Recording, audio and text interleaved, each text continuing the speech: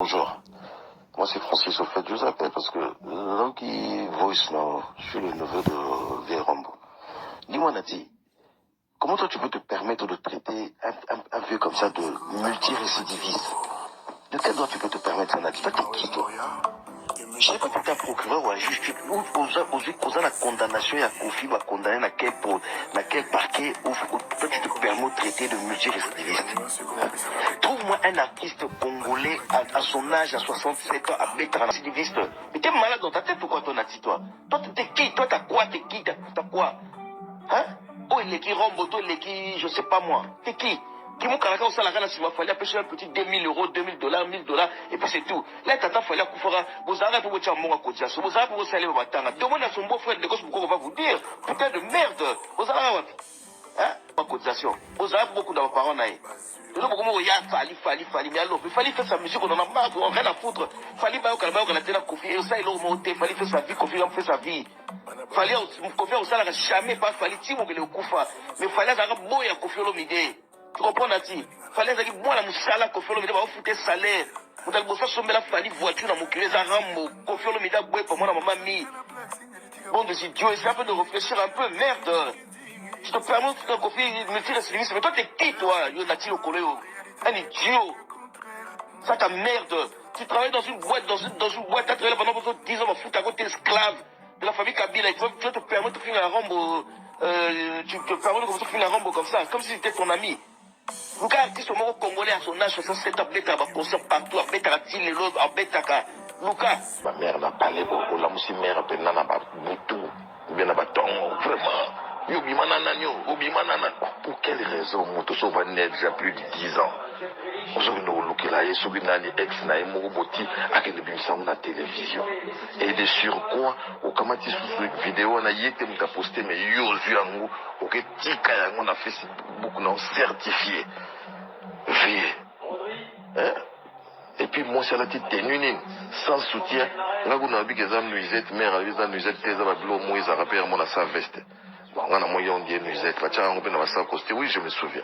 Mais c'était démesuré de la part. Mon tabou, ça n'a pas collé en nez, on les a pas biso. Biso peut vous toster au colis, moi, petit, moi, 30 ans, on a pas zou, on a un mois, c'est moi. Mais Kofi, il a 66 ans, 67 ans, on a moi, sinon, avec qui vous avez un écart de 33 ans. On sait les eaux, on est pour attendre comme moi, mon bali monko. Chance pour y monko, n'est-ce pas, dans le monde, dans le naïbi 4. Ah. Le monde a une réconciliation dans le comportement. Au lieu de créer une réconciliation, on va faire les naban. Amouaz, on a un attendre. Au niveau de la médiation, tu es animé de bonne foi. La monde a magamuso zoloba. Bon, comme il y a un fali, mais il fallait aller à tout ça, on analyse sur Oyoloba. On sent qu'il y a une bonne foi de ta part. Et ce qui est bien, aux en bon terme, aux en bon terme, pendant le Vérambo. Ce qui est rare. La musique n'a pas vous allez passer en conflit, et aux en bon terme. Nakamo a fallu au tika yo sala médiation. N'a pas déjà que la tasse va na china rapidité, et que non ça l'animation. Fallait en linganete. Vous comprenez? Pour n'ayez pas réconciliation, la vie n'a c'est un multirécidiviste. Rien n'est garanti que ce soit yokani lelo, lobi ba obebanati. Et puis tant ba obebana, c'est un défi. Il est comme ta obébisa. Donc il y a un mot yo, mon crédibilité aux allons pas fallu. Et il y a obéba. Et surtout que yom ça la médiation, le vieux là ne te respecte pas. C'est ça aussi le comble. Il ne te respecte pas. Comment? Ah, au minimum qu'un boulot au devant avant yo. Mon Kofi, dans un sens succès, à maintenant au long mois qui chasse na mois d'octobre, à zone à Ghana février.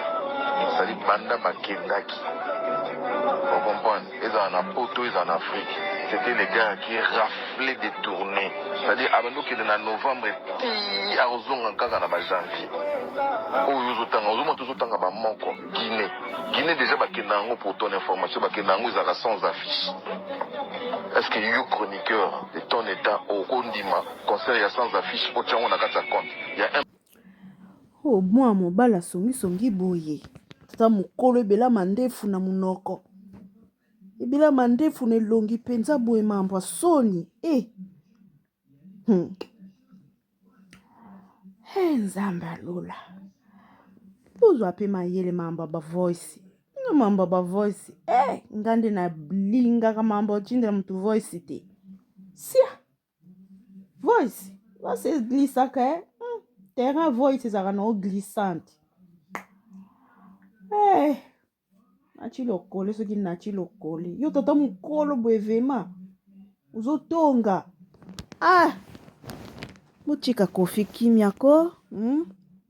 Molingi nini ko bochika kofi kimia. Kabine watafali ka bolachi kofi bwelikamni. Abe walibalo bafali utachira bino Pardon mbadi. Mbadi.